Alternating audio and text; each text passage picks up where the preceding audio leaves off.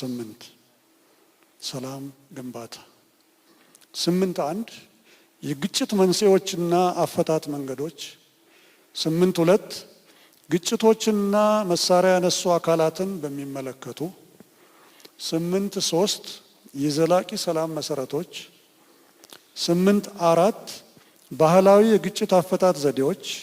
ajandaha nambarka 8.4 khilaafaadka iyo dhismaha nabadda waarta 8.4.1 sababaha khilaafaadka iyo wadooyinka xalinta qaabkani waxa uu diiradda saarayaa aqoonsiga sababaha dhabta ah ee keena khilaafaadka dejinta iyo hirgelinta wadooyin wax ku ool ah oo lagu xalin karo khilaafaadka 8.4.2 khilaafaadka iyo kooxaha hubaysan waxaa lagu falanqeynayaa khilaafyada la xiriira kooxaha hubka sita doorka wadaxaajoodka dhexdhexaadnimada iyo xalalka nabadda waarta 8.4.3 aasaaska nabadda waarta qodobkani waxa uu xoogga saarayaa aasaaska bulsho siyaasadeed iyo sharci ee nabadda habka loogu dhisi karo nabad waarta oo joogto ah 8.4.4 hababka dhaqameed ee xalinta khilaafaadka waxaa lagu eegayaa xoojinta aqoonsiga iyo kaalinta hababka dhaqameed isku darka hababka dhaqameed